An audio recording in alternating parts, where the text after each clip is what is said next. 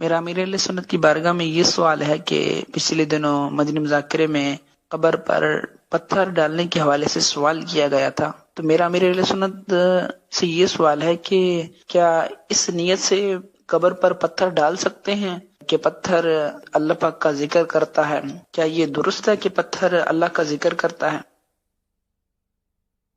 یہ تو ہر شے اللہ کا ذکر کرتی ہے، یہ قیمتی پتھر ہی ذکر کریں گے یہ تھوڑی ہے، بلکہ وہ تو حدیث پاک میں تو وہ ایک شاخ منگوائی تھی سرکار صلی اللہ علیہ وسلم نے، دو قبروں کے یہاں گزرے آپ تو دونوں میں فرمایا گیا عذاب ہو رہا ہے، ایک شاخ منگوائی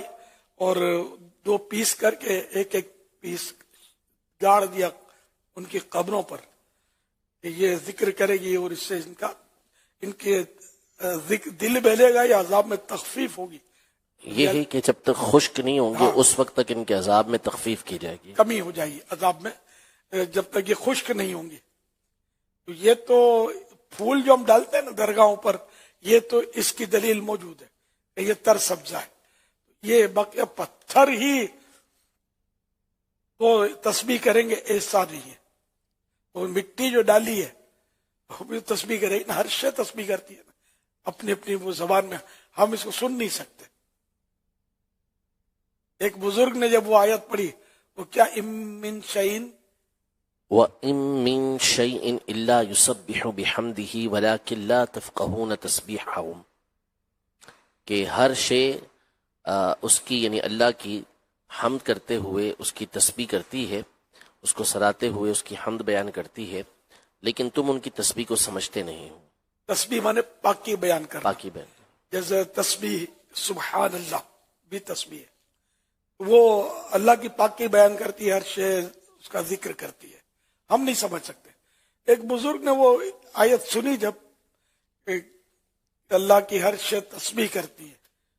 ان کو مطلب یوں ہوا کہ یہ آواز تو کہیں سے آتی نہیں ہے، وہ ان کو جب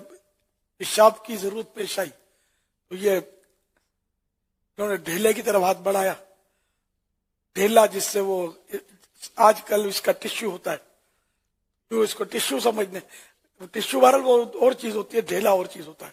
پتھر یعنی مٹی کا مطلب ایک ڈلا ہوتا ہے، ٹھیکرا ہوتا ہے جیسے جو جذب کرے، تو یہ ڈھیلے کی طرف ہاتھ بڑھایا تو اس میں سے اللہ اللہ کی آواز آنے لگی، گھبرا گئے، یہ اللہ کا ذکر کرنے والے اس کو میں کیسے استعمال کروں، یہ بھی گندے کام میں۔ لوٹے کی طرح ہاتھ بڑھا تو لوٹے سے آواز آنے لگی اللہ اللہ، یہ بھی ذکر کر رہا ہے۔ اب تو یہ گھبرا گئے، سمجھ گئے کہ ہر شے ذکر کرتی ہے، تو یہ پھر آواز آئی کہ اس کی تسبیح، اس کی آواز اگر ہم سنوائیں نا تو تمہارے سارے کام رک جائیں گے، اس لیے ہم تم کو سنواتے نہیں ہیں۔ ایک حکمت بھری حکایت ہے، مطلب یہ اسٹوری ہے ایک بزرگ کی۔ تو یوں ہر شے، یہ پیالہ بھی ذکر کرتا ہے، تو یہ پین بھی ذکر کرتی ہے، تو یہ کپڑے کی پیس بھی ذکر کرتا ہے، ہر چیز ذکر، اپنی اپنی ان کی وہ زبان میں ہی ذکر کرتے۔ قرآن نے جب کہہ دیا تو اب اس میں نو ڈاؤٹ، کوئی شک نہیں ہم کو، آنکھیں بند ہیں اپنی قرآن کریم پر، ہے نا، اسی منن والے سوچن والے نہیں ہیں، الحمدللہ۔ یہ نہیں سناتا اللہ پاک ہم کو، اس میں ہماری عافیت ہے کہ ہمارے کاروبار چل رہے ہیں۔ صلو علی الحبیب صلی اللہ علی محمد